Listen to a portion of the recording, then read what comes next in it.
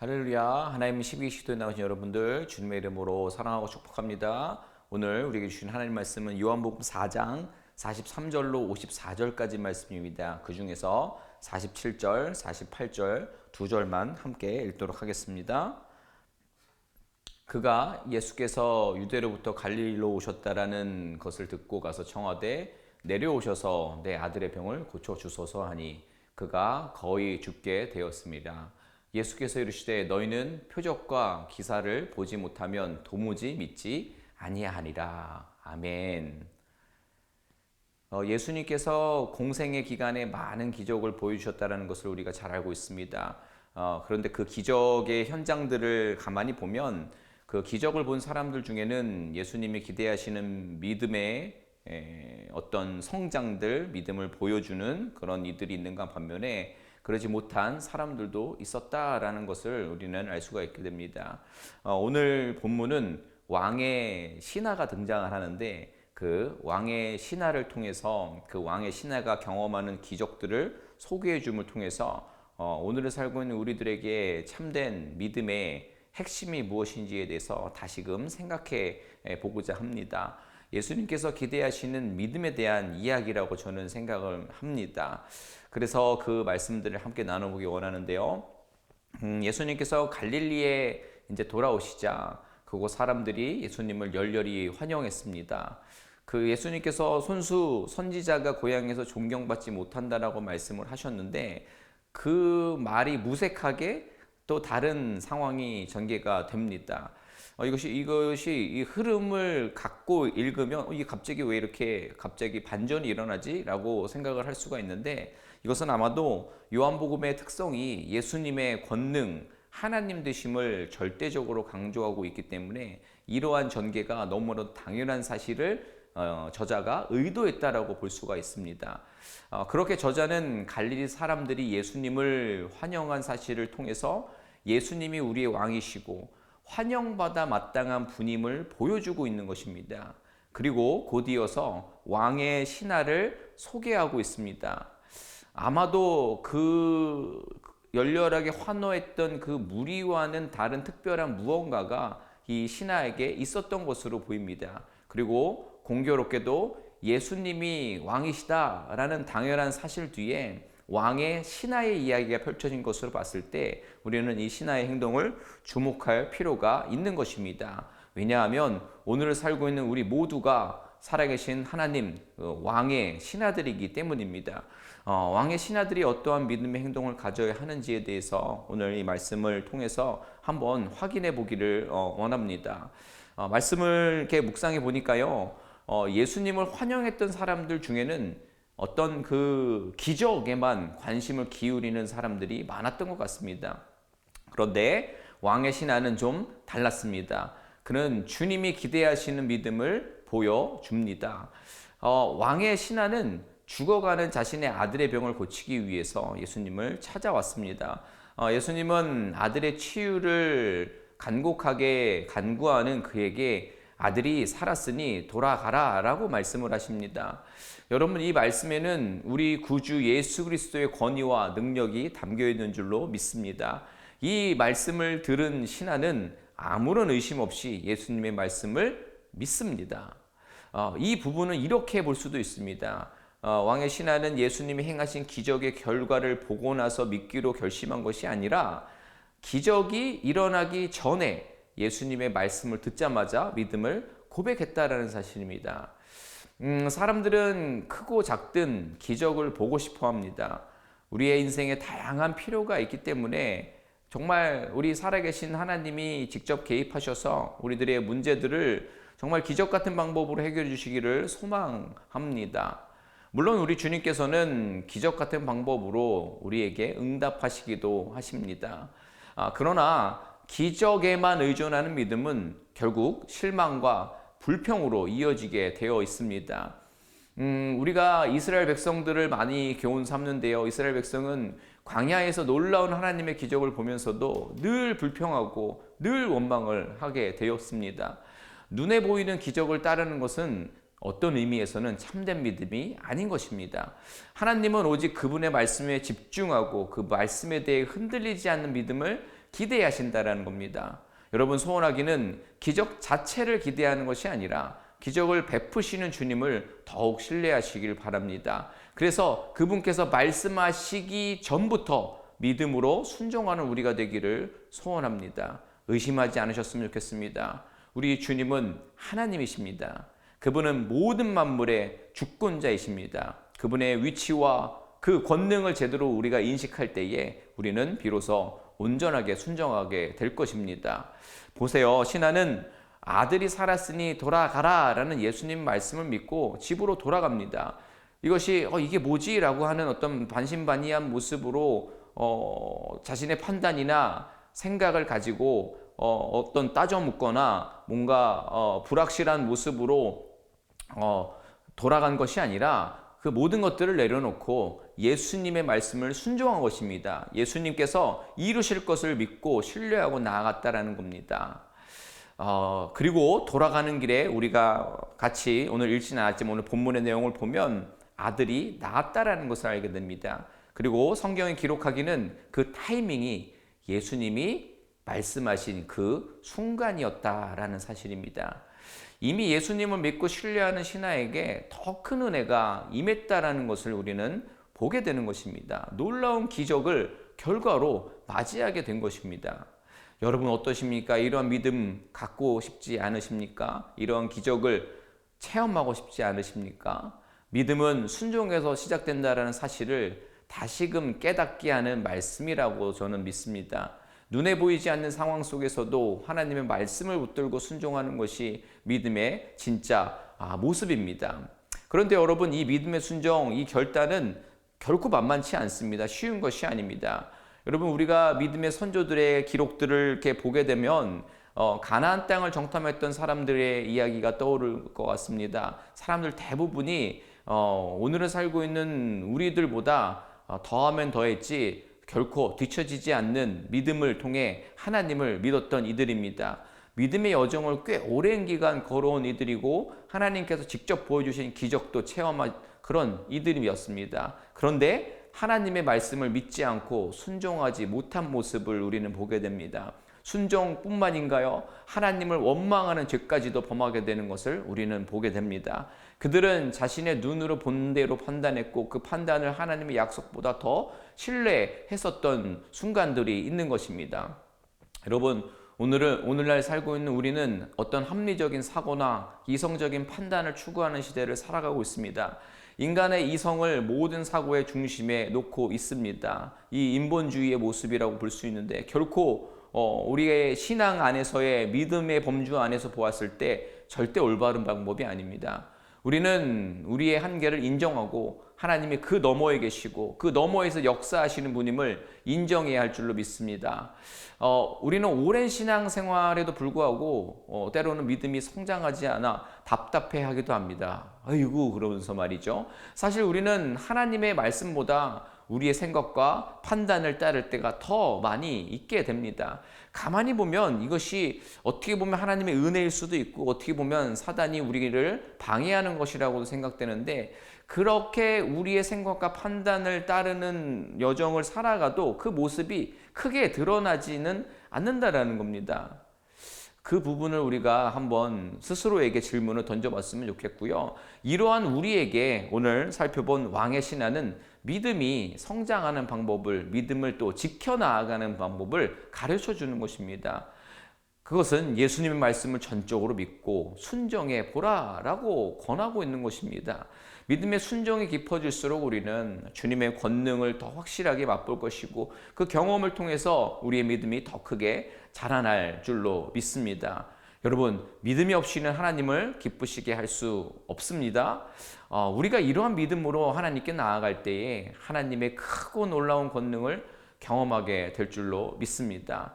진정한 믿음은 주인이신 예수님이 무엇이든 하실 수 있는 우리의 왕, 주권자, 주인이심을 믿고 맡기는 것입니다. 주님이 그토록 원하시는 믿는 자로 함께 나아가실 수 있는 저와 여러분들이 되셨으면 좋겠습니다. 우리가 기도할 때에도 문제의 해결이 바로 보이지 않아도 약속의 이 말씀만 붙들고 기도하며 기다리며 믿음으로 나아간다면 하나님이 인도하시고 하나님이 하시는 줄로 믿습니다. 자, 이를 위해서 제가 여러분들에게 삶의 적용을 끄집어내고 싶은 것이 있습니다. 먼저는 절박하게 주님을 찾으시라라는 것입니다. 우리네 인생의 여정에도 왕의 신하와 같은 절박한 순간이 찾아옵니다. 몸이 아프거나 또 사업이 위태롭거나 관계가 깨지는 상황 등의 어떤 삶의 어떤 문제 앞에 그 절박한 절망 가운데에 우리의 인생이 어디로 나아갈지 몰라야 하는 그런 상황들이 벌어집니다. 그런 상황 가운데 우리 모두는 분명히 누군가의 도움이 필요합니다. 도움이 필요합니다. 라는 말을 하게 됩니다. 자, 왕의 신하가 갈릴리아에서 이 가나까지 걸어온 그 길이가 한 20마일에서 30마일 정도 된다고 하는데 그 여정을 한번 생각해 보시자는 겁니다. 그는 반신반의하며 또 뒤를 막 돌아보며 뒤에 세상의 어떤 해결 방법들을 또 미련을 가지며 나와왔다고 생각하지 않습니다. 그는 정말 그 절망 속에서 절박함을 가지고 예수님께 나와왔을 거라고 생각합니다. 이 일을 통해서 너무나도 단순하고 명확한 사실을 우리에게 말해주는 겁니다. 인생의 절망 앞에서 절박하게 우리가 떠올리고 찾아가야 할 분은 우리 예수님이십니다. 우리의 절망적인 상황은 예수님께 다가갈 기회가 됩니다. 여러분, 내 삶에 어떤 절망스러운 시간들 가운데에, 절박한 순간 가운데에 누구를 찾고 계십니까? 우리의 첫 반응이 하나님이십니까? 주님만 바라보고 계십니까? 아니면 기웃기웃대며 주님을 외치고 있지만 세상의 방법들을 기웃기웃대며 나아가고 있지는 않습니까? 혹시 계속적으로 그 불확실한 모습으로 정말 하나님께 한 걸음 또 세상의 거로 한 걸음 양쪽을 다 취하려는 그런 모습을 통해서 점점 더 절망의 늪에 빠져가고 있지는 않으십니까? 여러분, 절망의 순간에 하나님을 찾는 것이 믿음의 핵심인 줄로 믿습니다. 예수님께 나아가는 태도와 강구는 우리의 문제를 하나님께 맡기는 믿음을 보여줍니다. 하나님을 간절히 절박하게 찾으시기 바랍니다. 그러면 그 어떠한 절망에도 그 어떤 좌절도 멈추게 될 줄로 믿습니다. 마지막으로 말씀을 보면 이 놀라운 은혜를 하나님께 순종하며 예수님의 말씀을 미처 하시기 전에 믿고 그 걸음을 나아갔던 그 왕의 신하에게 벌어진 은혜를 보겠습니다. 신하의 믿음이요, 본인의 삶만 변화시킨 것이 아니라 그의 집안 전체를 변화시키는 역사가 우리 오늘 본문 마지막 절에 53절에 기록이 됩니다. 그의 온 집안이 예수님을 믿게 됩니다. 오늘 우리의 믿음의 여정도 마찬가지입니다. 반드시 나의 가족과 나의 공동체로 내가 받은 은혜와 그 기적의 놀라운 체험이 흘러가야 하는 것입니다. 내가 말씀에 순종하고 하나님을 경험하면 가정과 교회와 또 우리의 직장과 관계하는 모든 관계 속에서 그 그룹 속에서 그 열매가 드러나게 돼야 하는 것입니다. 여러분들은 어떠십니까? 가정과 공동체에 믿음의 선한 영향력을 끼치고 있으십니까? 아멘이라는 대답이 나왔기를 소원합니다. 이 말씀 이제 마무리합니다. 왕의 신하가 절망 속에서 예수님을 찾아갔고 말씀을 믿고 순종하여 기적을 경험했습니다.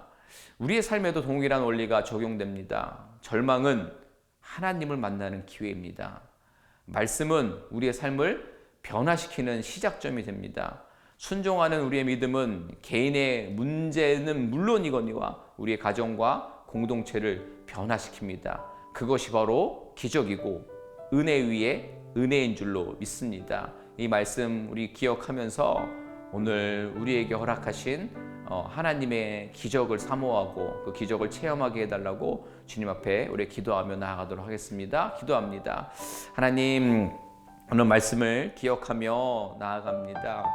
특별히 왕의 신하의 믿음을 배우기 원합니다.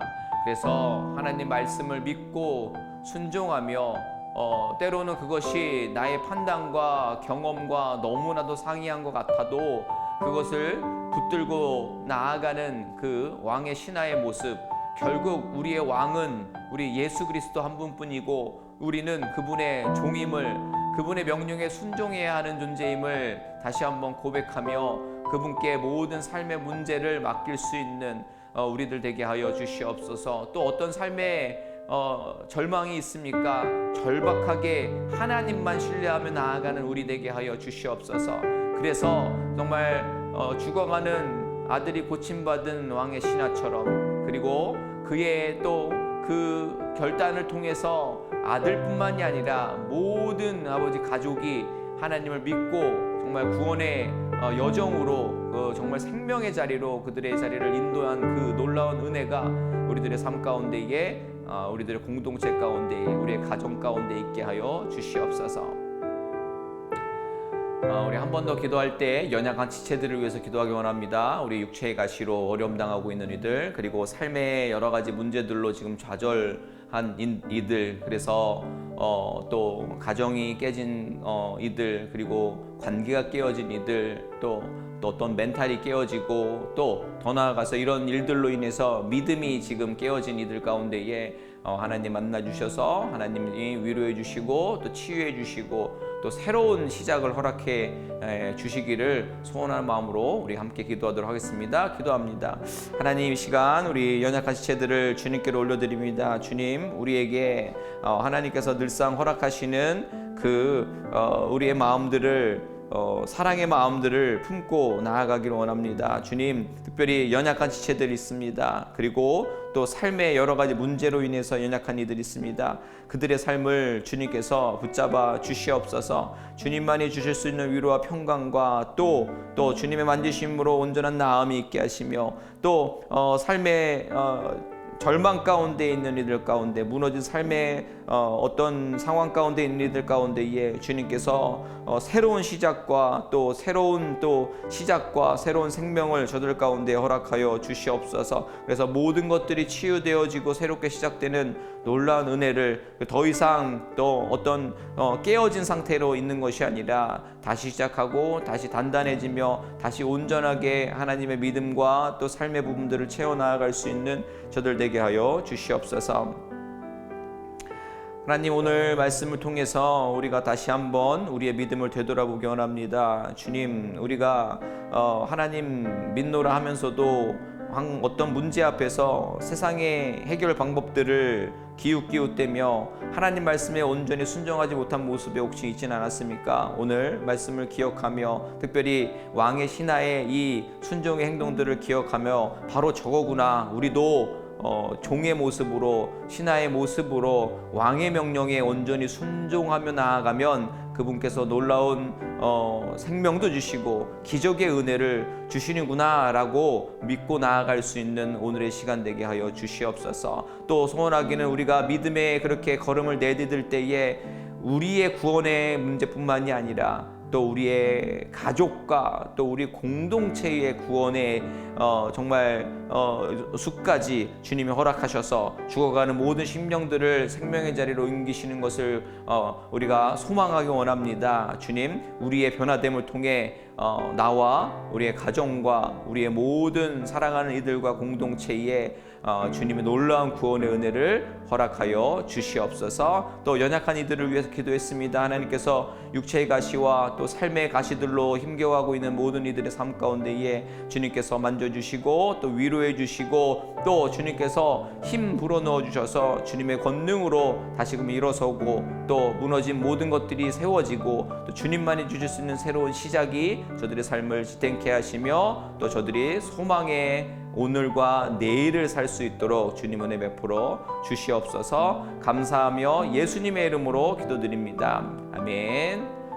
감사합니다. 오늘 우리가 우리의 왕이 누구신지 기억해보고 또 우리는 왕의 신하이기에 신하의 모습에서 우리의 생각과 어떤 방법이 아니라 왕이 말씀하신 그 말씀에 순종하기를 다시 한번 결단하는, 그래서 은혜 받는, 그래서 기적 체험하는 복된 날 되시기 바랍니다. 어떠한 상황 가운데서도 승주찬